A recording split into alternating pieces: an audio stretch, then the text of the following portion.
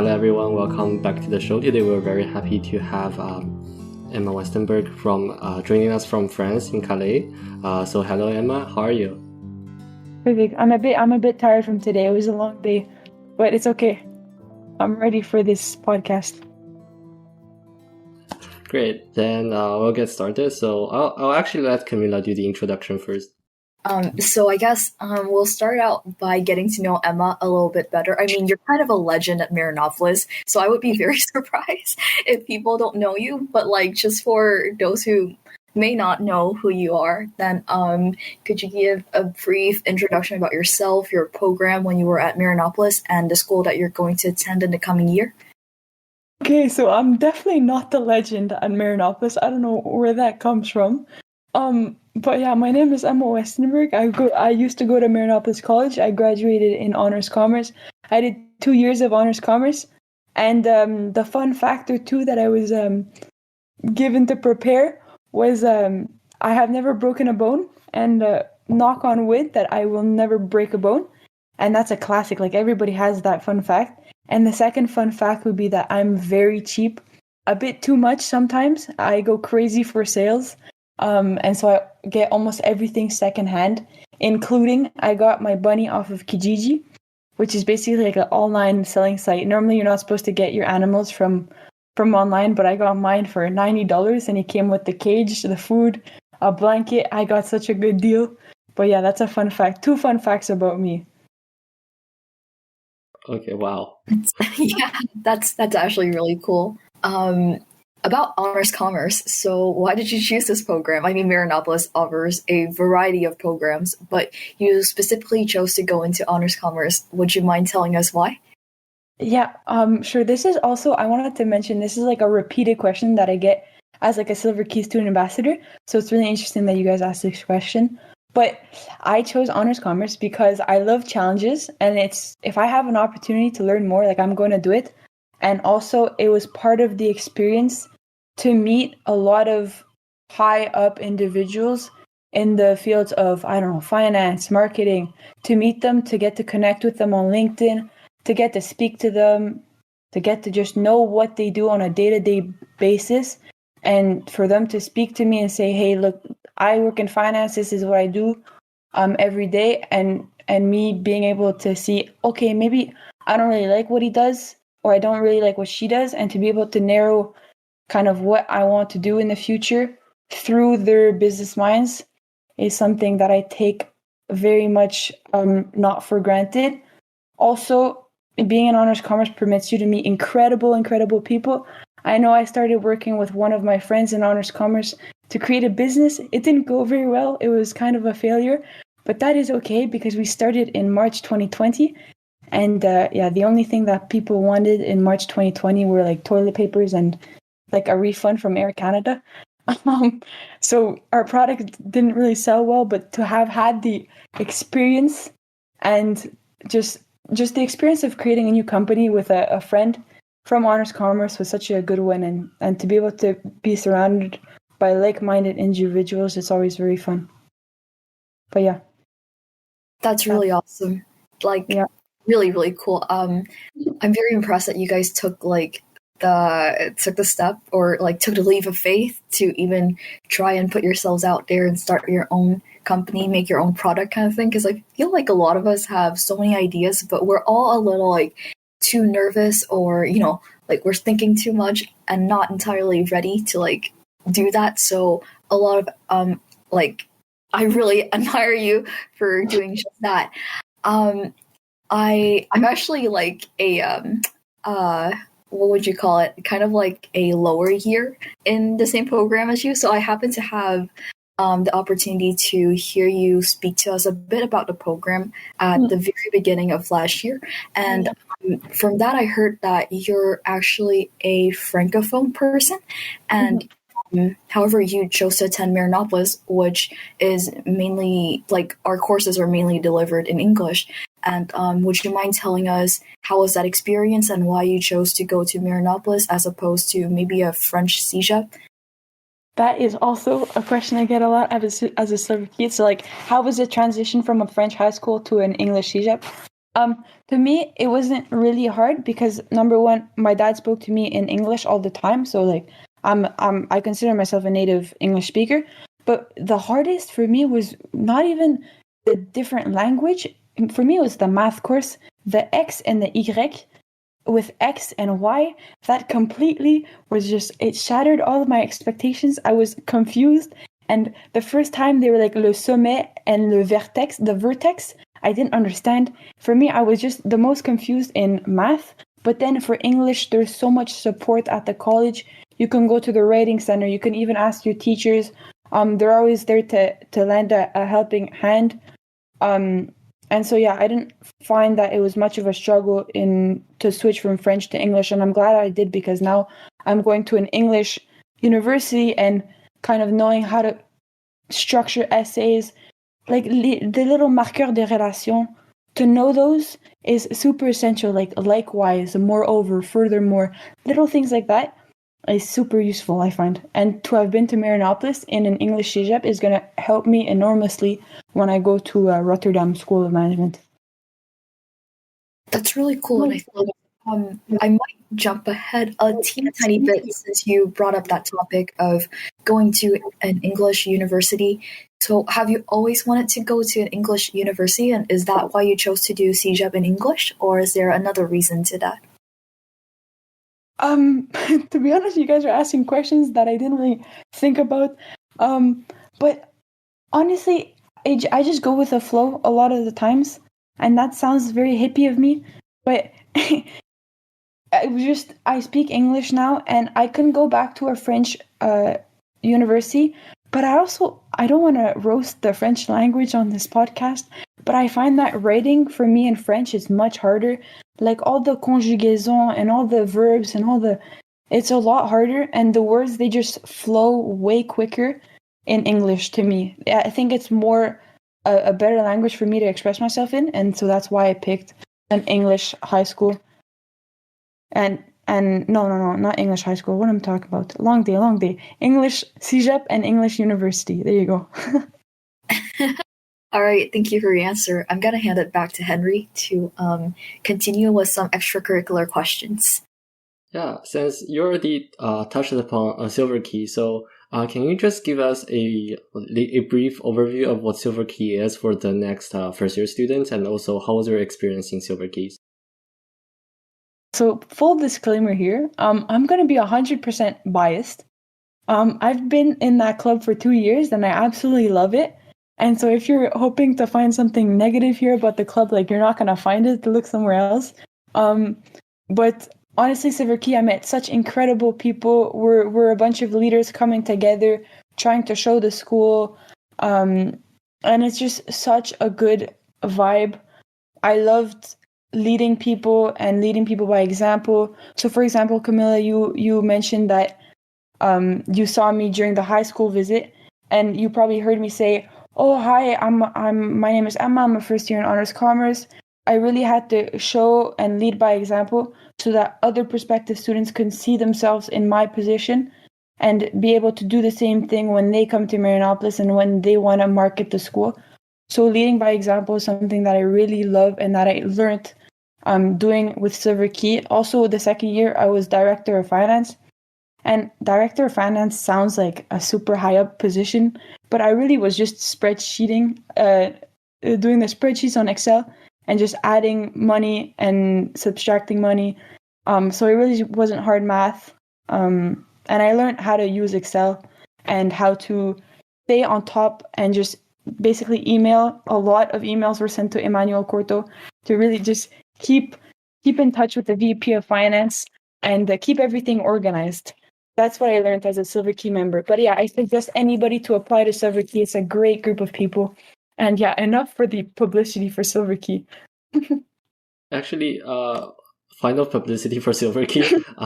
What do you think it's your most important skill that you learned at Silver Key? Silver Key, I think it's just how to socialize with people. I find that I'm relatively good with strangers, but I think I improved on how to approach strangers and how to make them feel comfortable. How to make them feel comfortable by speaking with them, by kind of knowing their names and knowing what they like and just interacting with people and making sure that Marianopolis is a really good school and that you can't go wrong going to Marianopolis. Like, you really can't go wrong. It's an incredible school and you're going to meet incredible people. And incredible. I just said those words a lot because it's true. Perfect. And jumping on to more university application type of questions. So, do you think these extracurriculars or any other extracurriculars that you did helped you with your university application? To be honest, it really depends on the school. I know that for McGill, it was give me your code permanent, give me your permanent code, and then like you're done. And then that's it, that's all. So we don't want to know anything kind of more. But also that was des hôtels. I've heard that for law it's different. And for medicine, you probably had to give it your all. But for des hôtels, it was just code permanent, what are your grades, what's your R score, and that's it. But I do know that for U of T and UBC, I really had to give them the story of my life. So what I did at Silver Key, what I did at Operation Smile, and a lot of activities I had to mention. And for the Rotterdam School of Management, they were more interested in my international background. So I basically just repeated international 25 times in my application. And I mentioned, trips I've taken or how my mom is French and my dad is Dutch and I live in Canada and Montreal is very multicultural and all these things. So it really depends. I can't tell you for sure that these extracurriculars helped me, but they kind of helped me in discovering who I am and what I want for the future. So, for example, I joined the Marianopolis, I don't know what it's called, for the stock market, not KISS. Investment club? Investment club, yeah. And I realized doing that in investment competition and stock market competitions, I don't really like that. But that's good. That's not something that's good because I learned that I don't really want to have career in finance in the future. Whereas CAPES competitions, I really liked pitching a product or solving a problem. So it's the extracurriculars that helped me kind of narrow down what I wanted. And with that, I applied to the universities that I thought corresponded with my choices. Okay. Actually, we totally forgot this, but could you first clarify what extracurriculars you did in CJEP before we getting all confused about your activities? Sorry. Okay, so we've already spoken about Silver Key a lot. So I was director of finance in that. I did Operation Smile. I was the VP of communications, but once again, like VP, I did not own Operation Smile. Like, it sounds very big and very fancy, but I literally just sent Mayos. I sent Mayos saying, hey, the meeting is starting in 5 minutes. It would be great for you to join, type of thing. Like, it wasn't crazy. And then I was also in charge of logistics for the Hot Potato Initiative Club. And there I just did anything that needed help. There really wasn't like an assigned role for me. I was also part of Global Brigades, and there we went to Honduras, not physically, of course, but online. We went in a hospital, basically a hospital room, and we kind of analyzed what the patients needed. That was with Global Brigades, and you may be asking yourself, like Emma, well, like, why you're going into commerce, but you're into medicine here? But honestly, I just apply to anything that shows up on my Facebook feed, and then I think about the rest later. That's kind of that's what happened at Join a Club Day. I was just, you know what, let me put my name on everything and we'll narrow it down from there. And that's what I did. That's how I did Operation Global Brigades. I'm very happy I did that. And it's also how I did Operation Smile. Like, I had no idea of all these clubs before. And I was also part of the soccer, flag football, kinball, and frisbee teams. That, of course, that sounds impressive, but once again, like, COVID hit, and flag football, I think I did 3 practices with them, and then it was finished. Kinball, I started in the second year by my friend. And then frisbee team was super interesting because we'd always try to get our practices in between each wave. So basically, as soon as Legault said, François Legault, or like the government said, okay, you guys are allowed 8 people, we would automatically have a frisbee practice with 8 people right away. And so it was really funny because we were constantly like moving around the government's rules and really making sure that we had practices. Whereas for soccer, since it's so intercollegiate, I don't think, well, the government, I keep saying the government, but it's not, it's like the whole system did not want a lot of kids coming together from different schools, because that would just have a massive bubble and have a massive explosion. I don't know what the word is in English, but have that outburst. Outbreak. Coronavirus Yes. outbreak. I should know this by now. We've been here for 2 years. But yeah, I also did the Third World Studies and International Studies certificate, which I can talk more about. But you guys are both on the same Third World Studies certificate gang. Yeah, actually, we have to do some publicity for Third World Studies certificate for the first year here. If you're interested, go talk to Professor Dolores Chu or Philip Dan or Mohis Tufo for interesting application. And anyway, back to the interview here. So how do you think these activities help you better understand your interest and yourself? As I said previously, attending the most activities for me is the most fulfilling thing. I find it very interesting and satisfying to have a very busy agenda. That's just me. I love doing checklists. I love always meeting new people, and speaking with different individuals is very fascinating to me.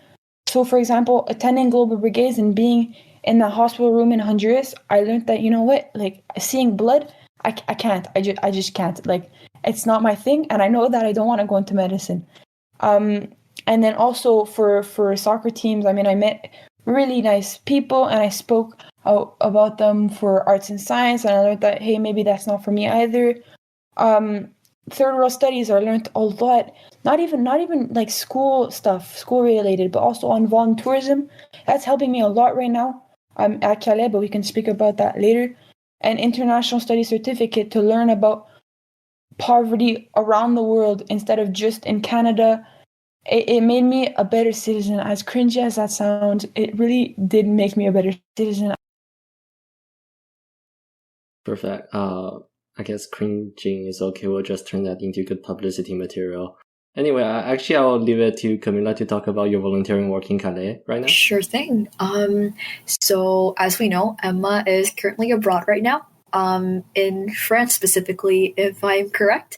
And we heard that you are currently volunteering in, would you mind telling us how that came about and the kind of work you're doing? Yeah, definitely. So once again, the first thing I'll say is we're looking for volunteers. If you're interested, please be my guest. We're looking for volunteers. Anybody can come and can help. And I'll just explain more what I do on a day-to-day basis. So I discovered this opportunity through Indigo Volunteers. This is another publicity for Indigo Volunteers. What they do is a super interesting platform where they connect volunteers with associations. So as soon as I said I speak English and French on my application, they sent me right away to Calais because it is English and French. It's on the border of France and England. So they really like that. And they're like, Emma, we know you speak English and French. Come and help us and be a translator and just help around the warehouse. And so what I do on a day-to-day basis, it's varying all the time. Humanitarian sector is completely changing every single day.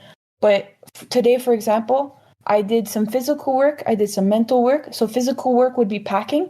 So what we do at the Calais Food Collective, a brief little resume or summary, is we distribute food to people not in need, but the migrants in refugee camps, in refugee camps, and we distribute the food to their tents, and we don't make them wait at the back of the van. We distribute it with a wheelbarrow and everything. It's not simple, but we find that it lowers the power dynamics that exist, and so we give the food to them, basically to their tents, so that they could cook on their own time, so that if they're away doing something else, the food will be there. The food will be there no matter what. So we have the extreme privilege to be able to go into the tents. They've told us, yes, you can. And I find that super cool.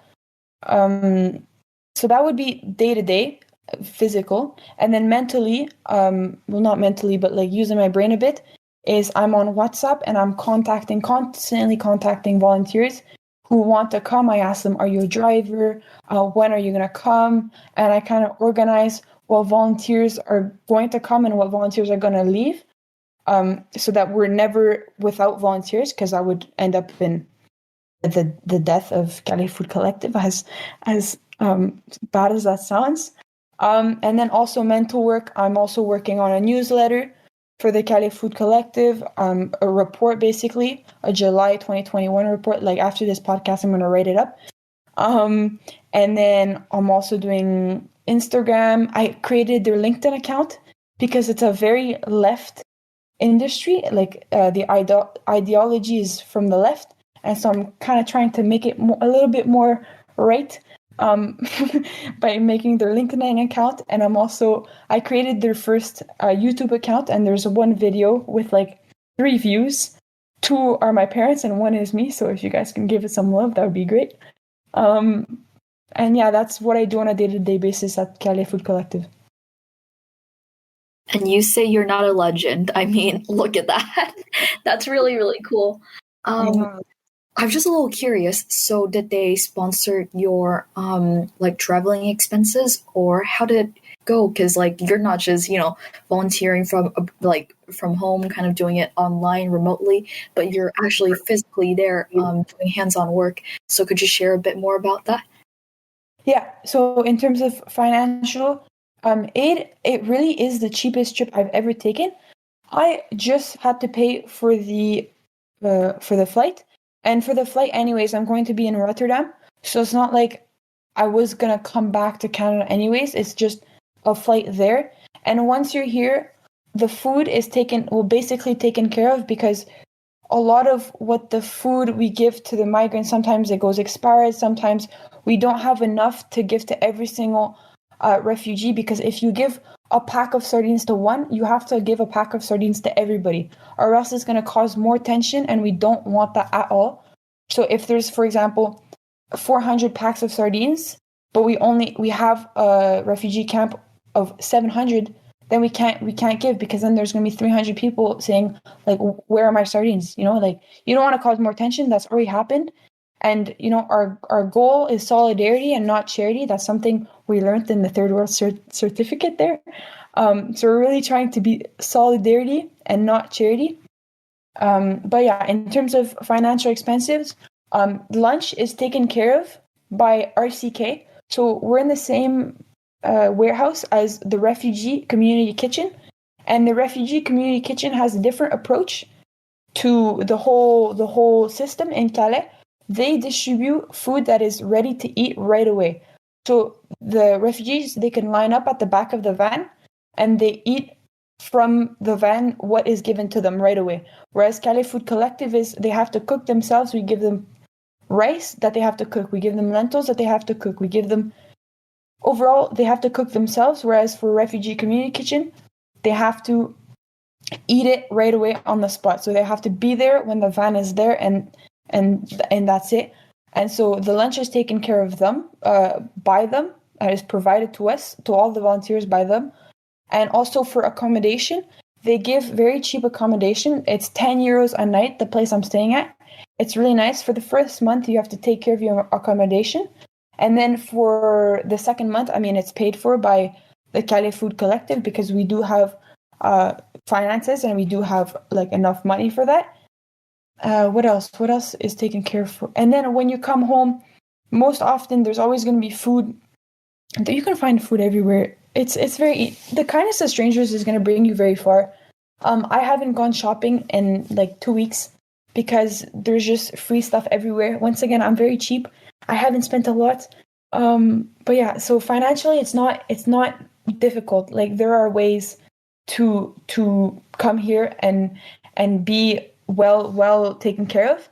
And especially if you mention I don't have the means to pay for it, it's completely fine. We don't want that the financial burden of somebody like impacts the group, so we really want to make sure that everybody who wants to come can come. So yeah, that's financially what the situation is. Thank you for your answer. That's a very interesting answer, and with a lot of details too, so we really appreciate that. And I guess my last question regarding this topic actually two questions, but they're kind of like mashy together kind of thing. The first would be, what did you learn through this experience? And then the follow-up question to that would be, was it scary? Was it nerve-wracking? How did you feel about going abroad all by yourself for this experience?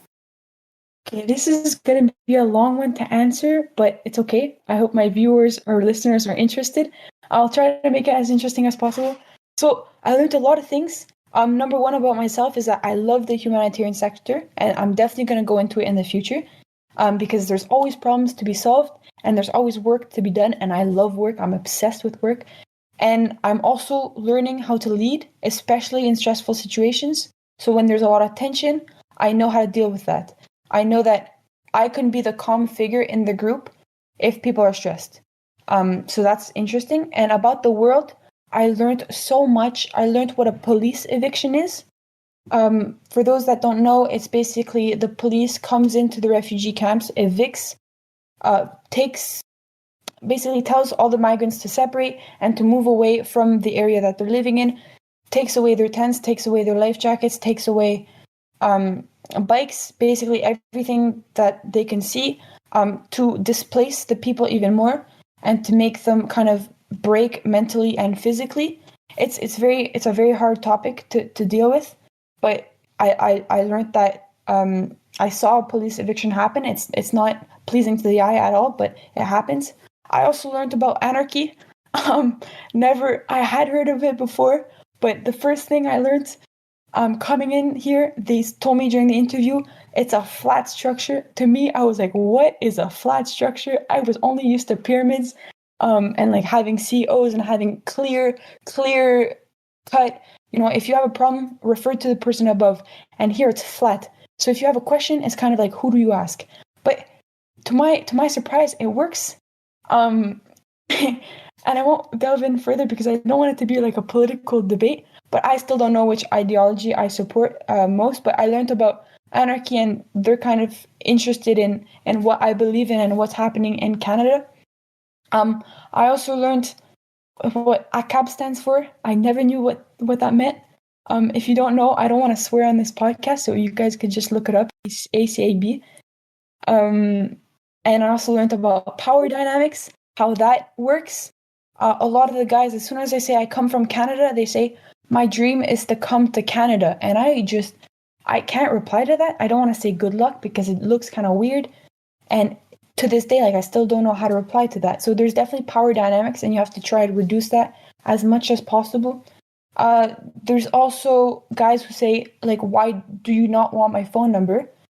And that question is also hard to reply to because you don't want to say, they just met us for sure, but then there's also even now I'm speechless. I don't know how to respond to that answer. Normally I just say I have to work, but then you see the guys over and over again because they keep not making it to England, and they keep trying, but it takes some time to get to England, of course. And then also in power dynamics, there's also the whole concept of hugging. If they initiate the hug, you can go for it, but if they don't, you don't hug a stranger the first time you meet, so you have to keep that in mind. And just how to deal with emergency responses, and the fact that every association is there for a reason. And without the Calais Food Collective, Refugee Community Kitchen would be struggling. But without, for example, Infobus, which charges phones at the refugee camps, we would be in trouble. So it's a bunch of pieces of the puzzle that come together and help everybody. And in terms of if I found it overwhelming, yes, of course, moving to a different continent is hard, but at the same time, I've done kind of more crazy stuff, and my parents were kind of, Emma, you're going to France, it's a country we know, it's a country we've been to, so it's okay. I remember in December 2020, I went to Panama City alone during the global pandemic to spend Christmas on a boat with two strangers. To them, that scared them. And so when I said I'm going to Calais in France, they're like, you know what, go ahead. That's you can go. There's no problem with that. It's safe. So they were extremely apprehensive of that. But I found that the hardest thing was definitely leaving Montreal, because I kind of left everything the last minute. I booked my flight literally, I think, 3 or 4 days after my final exam. So I was leaving right away, immediately, and I didn't really have time to tell people, I'm leaving, but when they asked me when are you coming back, it was hard because like I'm not coming back to Canada, I'm not coming back to Montreal in probably until Christmas. So that was the hardest thing, because that's when it got overwhelming in that like I had forgotten to tell people, I'm moving out. I'm going to Rotterdam after Calais. And so that was the overwhelming part. I wasn't scared, but kind of telling people I was leaving and telling people I was no longer going to be in Montreal. And I disappointed kind of a lot of people because I didn't make sure that they knew. So that was the hardest part. That's what made it overwhelming, was that I didn't handle that well. I didn't handle the goodbyes well, which is something to learn in the future, and it's something to learn for the listeners, that if you're moving out, like, learn from me and actually tell people that you're going, which is hard.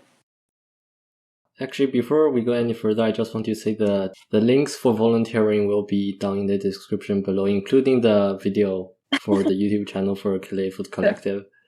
We'll be sure to put it there. And one final question to close it off with extracurricular. So what are some of your unusual extracurricular activities that you did? Unusual. I think a lot of them that I did are unusual because, as I said, like I signed up for literally everything, and then I narrow it down to things I don't like and things I do like. But normally those that are unusual, I tend to leave.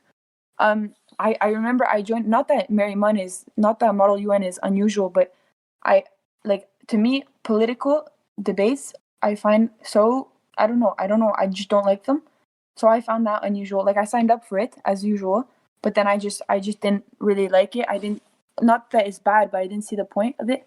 But that's also me. Like, I know other people, like one of my best friends, she loves Model UN. She goes crazy for Model UN. So it definitely interests a lot of people, but for me, it didn't click. So that would be unusual. It was just weird. I didn't understand the crises and everything. I'm sure you guys do Model UN, but maybe you disagree. But I don't know. I didn't. I find it kind of weird. Actually, we don't do Model UN, so we're like a bunch of people who don't do Model UN over here. We're on your team. Yeah, it was just strange. But you know what? Like, for the people who do it, honestly, have fun. Like, if it makes you happy, like, go all out. But to me, I was just, why are we debating on something that are just, I don't know. I don't want to roast Model UN. I love Model UN. I love the people that like support Model UN. They're cool. Okay.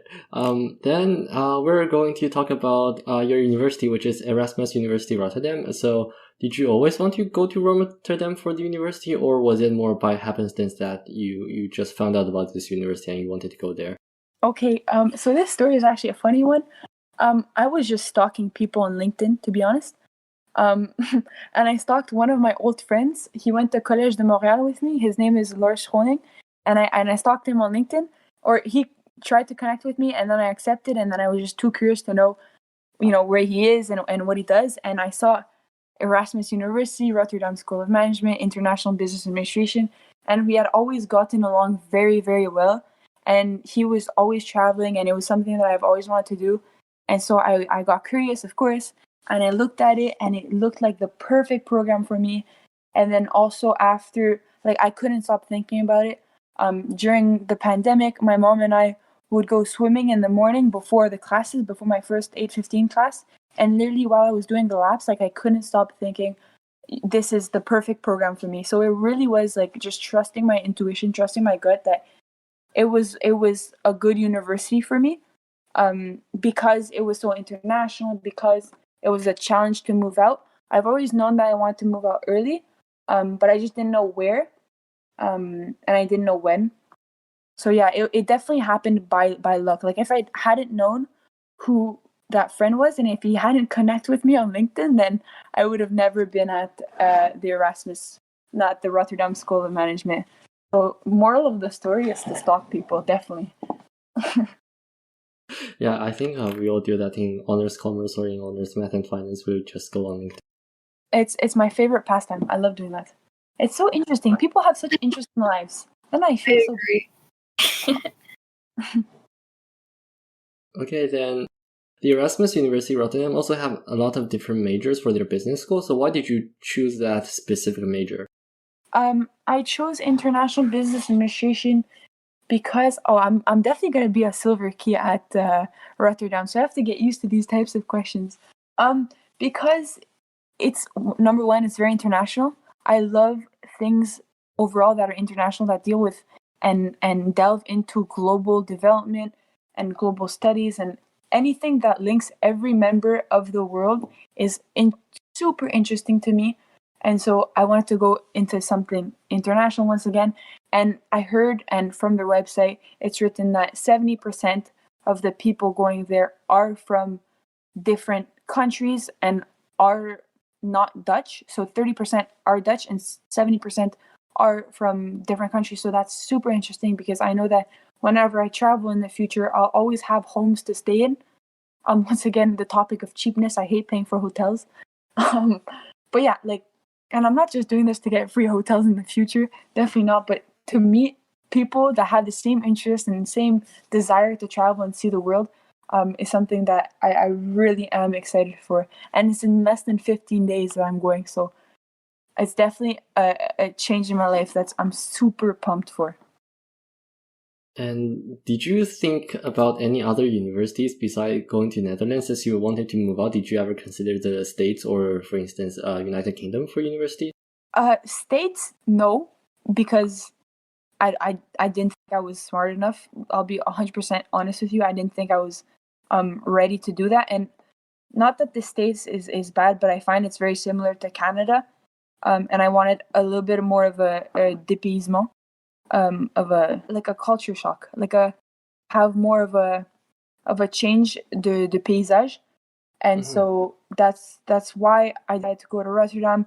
But also I absolutely love challenges, like I've mentioned previously, and I applied to. We can maybe talk about this. I applied to UBC, U of T, McGill. McGill was my backup plan. I really didn't want to go because I knew that I wanted to go somewhere international. Because I feel like if I had gone to McGill, I would have had the same friends. Montreal is the most beautiful city, but it's also my home, and I wanted to kind of see and explore different things. And so I also applied to the University of Amsterdam, but no, none of the UK schools, because they also were asking for a bunch of standardized tests like the Cambridge, and those are all very expensive, and I just didn't feel like putting in the effort when I knew what I wanted right away, which was Rotterdam. And so I just crossed my fingers and hoped that Rotterdam would work out, or else I would have gone to either UBC or U of T. Okay, and given the fact that most students in Canada, especially in CGF, here at Marianopolis, are thinking going to a Canadian university or in-province university or to the States, how did you learn about the opportunities in Europe, given the fact that it's more like a niche? Yeah, definitely. So my mom is French. She has French citizenship. I have a French passport. And so I kind of know more, like, obviously, like, when your parents are from a country, they know more about the country and they can suggest to you what universities are the best in that specific area. And so I got a lot of help and support from my family, but also little shout out to Pauline Grégoire. She was super helpful. She also looked at a bunch of universities for me, international universities, and that was super helpful. So definitely, I think number one advice would be to reach out to your network, ask people, where do you think you see me in 10 years? Where do you think I should go to university? Which university really is in lien, is linked up with my values, and who do I feel I will fit best in? And to me, that was the Rotterdam School of Management. And I'm saying all of this now, but I have no idea if I'm making the right choice. I have no idea. We'll see in a year. We'll have another podcast session, and maybe my podcast here is gonna sound completely ridiculous, but it's gonna be funny. It's gonna be funny. Definitely. We'll leave it to, I guess, maybe perhaps next year's zigzag, whoever do this. Yeah. Yeah, and I'll hand it to Camila to talk about what classes you took. Yeah, definitely. So I guess Henry sort of asked that question for me. While we were at Marianopolis, we had the option to take some electives or choose from a list kind of thing, depending on your program. So which classes did you choose and why? So the classes I took but I had to follow the course registration guidelines. So the mandatory courses, I took them all. I had to take them. But I remember for the other classes where I had the choice, I would always pick something international. Not that I wanted to go to Erasmus, but it's just because I was so interested in something that permitted me to move. I'm obsessed with it. You guys are going to see it. Like, I'm obsessed with moving. I'm a nomad. But for example, a little shout out to Philip Dan. I had two of his classes. I think it was Atlantic Canadian Literature and Contemporary Travel Writing. And that really helped me kind of discover even more that it helped me travel when there was COVID. And that was super cool of him to make us do. And then there was also, for example, I took a class with Lily Soucy in French. It was called Littérature Migrante. And that, I mean, that's so like on topic right now of how do migrants and how do displaced people come into a different country and how do they feel and how do they write literature. That was super interesting. For complementaries, I always chose classes that were, once again, international. I'm sorry to be so boring, but I took a Spanish class with David Escamilla. Then in terms of my humanities, also international, I took ethics of, what was it called? Isn't it so sad that you spend like 60 hours of your life on a specific course and that you don't remember anything of it? Oh, No, we get it. you get it, eh? I had Sofia Koutsoyanis. I had her for the thing about colonialism in Latin America. So that was a humanities that I took, and then I also took Rachel Levine about Rome. So as you can see, like there's a common theme in all these courses is that there are different parts of the world. I was always learning about different parts of the world at all times when I had the choice to do so. And also I took world geography with Jean-Michel Coilan, and that was also super interesting. So yeah, there's a common theme, and that's international. So that's what's beautiful about Marianopolis is that you can really pick the courses you would like to have if you're lucky with registration, of course. But yeah, that's how I pick my courses. If I'm interested in them, then I'm going to pick them. If I'm not, then I'm not. Like, I didn't take finance, for example. That's really cool. And I mean, international is always interesting, so that's never boring, Emma, don't worry. And I guess a follow-up question to that would be, how did you configure your classes and make your application look more appealing to certain schools? To be honest, I don't want to lie. Like, I completely did not configure my classes to get admitted to certain universities. I didn't think they would look at the classes. I don't know anything about the admission process at different schools, but I don't know if they do check those classes. If they did, they did. But I really did not configure my classes. I configured my classes for times. So like I love starting early in the morning at 8:15. So I always had a class then that I could finish relatively early, like at 2, and I could have my soccer practice at 4. I configured my classes like that, not according to university decisions. Sorry. No, fair enough, fair enough. I mean, that's an answer, right? Yeah. So speaking of grades, classes, extracurriculars, how did you manage your time between extracurriculars and your grades? My number one tip all the time is to have an agenda. And that sounds very like you hear that all the time. But you really have to know what works for you. And for me, it's just having an agenda, writing down literally every single time somebody sent me an mail saying, we have a meeting at 8 at activity period. I wrote it down, even if it was like a month ahead of time, I just wrote it down so that I knew I could dedicate that time to that specific club. So having an agenda. Also, this works for me once again, but having a checklist. And sometimes I literally put items on the checklist just to be able to scratch them off. I'm a very visual person, so if I can take items off my checklist, that's very satisfying to me. So my number 2 tips would be have a checklist and have an agenda. Like spend $2 and once again very cheap. Spend $2 at Dollarama on an agenda. That's what I did. And then just write everything in it. And then checklist on your computer and your phone. Yeah, time management. It's a skill to really learn and develop. Like, I'm not an expert at time management at all, but I'm hoping to be by the end, like when I'm an adult. Well, technically I'm an adult already, but when I'm like 45. So if you had to choose between grades or extracurriculars, which one would you choose?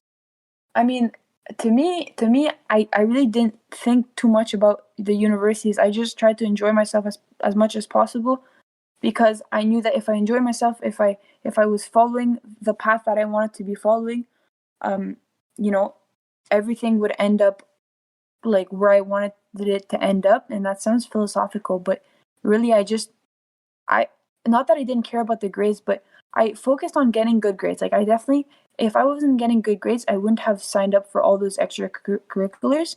But to me, I set myself goals, and if I reach those goals and I can do more, then I like the expression says, I just full send, and I sign up to more things and more things and more things. So grades, I'm giving a political answer. I'm not even realizing it. Grades or extracurriculars? Obviously, I'm going to say extracurriculars, because grades are not everything at all. Like, you can be disappointed that you get a bad grade or that you fail, but it really isn't the end of the world. As you've just seen me literally forget a class that I took and that I spent so many hours on, I just forgot about it. And all the exams that I was stressing about, really, they do not matter in the end. Like, I don't remember half of the things I did in my first year at Marianopolis, except the memories that I created at extracurricular activities. And at the end of the day, I don't think universities, I mean, I don't want to speak for universities. I really have no idea what they do in those admissions rooms. But yeah, I would pick extracurriculars for sure. Well, first of all, I just want to say that's a very, very interesting and well put answer. I think there are a lot of us out there a little lost, not too sure what should we invest more time in. And I'm sure your answer just now will help a lot of us like better understand ourselves and know how to manage things a little bit better. So thank you for that. I think more on the topic of universities, we would just like to ask you if you did get any recommendation letters, and how did you choose the teachers who you asked for recommendation letters from, if you did ask for any? I personally did not need to ask for any. But once again, like, I do know that maybe, I think medicine is, I don't know, I don't want to spread misinformation. But I didn't need any recommendation letters. But I think the tip to give, if you do ask for recommendation letters, is not to show up to a random teacher and say, hey, write a text for me. You just write a polite bio. Just, hello, good morning, Mr. blah, blah, blah. I hope that this message finds you doing well. And then you just be polite, and then you say, have a nice day. You write your name. I think just sending a polite bio and honestly offering, like, if it is okay, just make it, if that is possible, if you are available, really, it's on your schedule. If you don't want to write me one, you don't have to write me one. I don't want to give publicity too much, but Andrew Burton, he gives a class on that. I didn't take it. My registration wasn't that successful, but he gives a class on that, on how to approach teachers for recommendation letters. I think it's literally a science. Like, people have written about that. But I would just ask teachers that you go to office hours a lot. I go to so many office hours, it's embarrassing.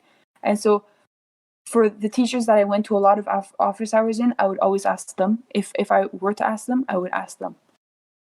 Because they know that I go the extra mile, and that I really want to succeed in their class. And if they see that you work hard, then they'll do anything for you to, like, achieve your goals and achieve your dreams. That's very cringy, but that's okay. No, not really. We love to cringe. Okay. Continuing on with the topic of universities, we were also wondering if you did submit any supplemental elements, such as research papers, art achievements, or board achievements, etc. In terms of, like, awards, like, I literally have none. So I would be submitting nothing. And then for, like, art, obviously I have no talent in art, so I didn't submit anything. They would have rejected me right away. And then for what was the last one? Oh, research papers. Oh, no. Like, I feel like that's masters that they ask for that, but no, for bachelor, they don't. well, for my Rotterdam School of Management, at least, they did not ask for that. They did ask for a motivation letter, but the motivation letter was, what makes you want to go to international business at Rotterdam School of Management? And so I had to do a little bit of research on what they stand for, and they stand for positive change. So I had to come up with my own definition of positive change, what that means, what businesses have to do to create positive change and not only strive for profit. And then, I think everybody does this, but then show your entourage kind of what you've been working on, edit it a bunch of times. I personally sent it to my buddy at RSM that I knew on the LinkedIn that I spoke to you about. And he drafted it up, he corrected it, he made sure that I didn't say anything very stupid. And, having been there, he was a super useful, resource to use. Not that he's a resource, but and then I asked my parents to look over it and everything. And I really had the entire support, my entire family and my friends were all in it to win it. That's really, really cool. And we're glad to hear that. Henry, do you want to wrap things up with the last few questions? Yeah. So given the fact that you're going to universities outside Canada, do you have some general tips for students applying to universities outside of the country? Yeah, definitely. Definitely do it ahead of time. Don't wait till the last minute. If I can give you one tip, would be literally, if you're listening to this podcast right now, just go check the universities that you think you're interested in and scroll through the websites. Their websites, they don't change too much, so you can start checking when the deadlines are. I know that for Erasmus, for Rotterdam School of Management, it was January 15th. And that's pretty early considering that for McGill, it was, I think, mid-March. I don't really remember, but it was way later. And so international universities, they do it ahead of time because they have so many more supplemental information that they have to give. For example, me, Quebec or DRC, nobody knows about it. We're the only province and Quebec is not a country, but it's the only region in the world to do a DRC. So the admissions had to look at my application and be like, okay, what is a DRC? What does that stand for? What does that symbolize in Holland? And so really just take your time, but also look at the websites immediately. Just start checking what you would be most interested in, and do not give up and do not feel stressed. It's a lot of information, but if you do it ahead of time, then it's fine. And then you know the dates. Write the dates in your agenda. I still know to this day that the deadline for RSM, Rotterdam School of Management, was January 15th, and that we will receive the results on April 15th, because those dates were so pounded in my head that I knew the dates by heart at that point. But I was just obsessed with getting into that school, to be honest. It wasn't healthy. So actually, before the last question, can we ask what was your reaction when you received your admission letter? Oh my god. You want to know a fun fact? I'll tell you a fun fact. So basically, the numbers from 1 to 650 got admitted right away.